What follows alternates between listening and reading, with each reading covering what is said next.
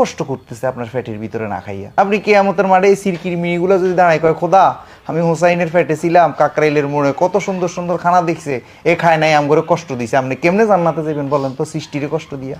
রোজা, আপনারা এই মিডিয়াতে বিভিন্ন জায়গায় লেখা আছে সিয়াম সাধনার মাস। সাধনা না খাওয়া কি এক জিনিস? কত হইলো একটা প্রশ্ন রাখলাম, লেখা আছে সাধনার মাস। আচ্ছা, সৃষ্টিকে কষ্ট দিয়ে কোনো ইবাদত আল্লাহর দরবারে নাই আছে? তাহলে আপনার ভিতরে যে সির কিমি হুজমি ফোকাগুলো আছে, এই আপনি হোসাইনের ভিতরে এগুলো থাকে, এখন সুস্বাদু খাওয়া দেখি আপনি এগুলো যে কষ্ট দিচ্ছেন সারাদিন না খাইয়া।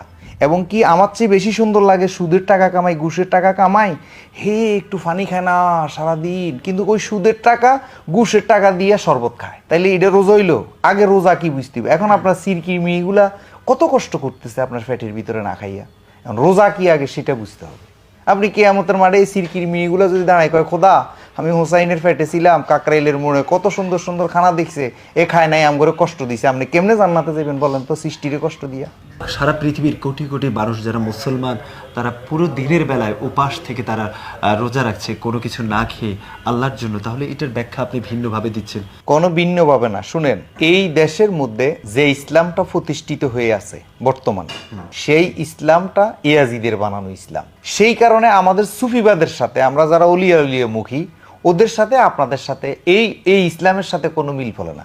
এখন আসেন, এই যে 30 রোজা কোরআনের কোথাও নেই, আছে সকাল থেকে শুভ সাদেক থেকে। আরে এই দেশের মানুষ তো সকাল সন্ধ্যায় চিনে না, দিন আর রাতে চিনে না, আপনি কি বুঝেবেন? এখন আসেন 30 রোজা, এত মানুষ কষ্ট করতেছে, এখন আসবে হাদিস আসছে নবী দুনিয়ার থেকে বিদায় নেওয়ার 250 বছর পরে।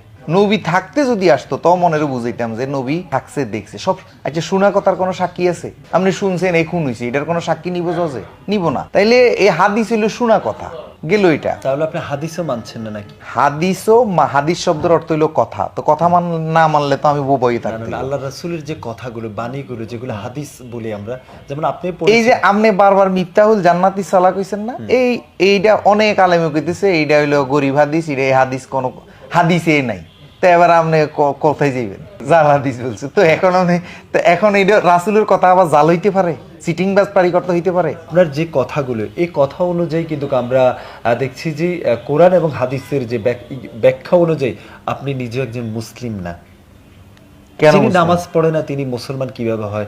যিনি রোজা রাখে না, আল্লাহর বিধান মানে না, তাহলে আপনি কোন বিধানটা মানছেন আল্লাহর? বলুন, কোন বিধানটা মানছেন আল্লাহ? আমি আল্লাহর বিধান মানছি হলো সৎ পথে থাকা, কারো ক্ষতি না করা, উপকার করতে না পারি, মিথ্যা কথা না বলা। আল্লাহর বিধান হলো এগুলা, আর কিছু না। আল্লাহর বিধান হলো মিথ্যা কথা না বলা, আপনার হাত পাও মুখ দ্বারা কারো যেন ক্ষতি না হয়, এগুলো হলো আল্লাহর বিধান। এরপরে সুদ না খাওয়া, পরের হক নষ্ট না করা, পরের নারীর দিকে কুনজরে না তাকানো, এই আল্লাহর বিধানগুলো। এই ভুল ব্যাখ্যার কারণে এই হিসাবে তো আপনি মুসলিম থাকতে পারেন, এবার অস্বীকার করার কারণে আপনি তো একজন কাফের হয়ে গেছেন, মুসলমানের জায়গায় নেই। আপনার দৃষ্টিতে যদি আমি কাফের হই, শকর বলে কেন? আমার দৃষ্টিতে না, কোরআনের দৃষ্টি কখনো না। আমি ওপেন চ্যালেঞ্জ করতেছি।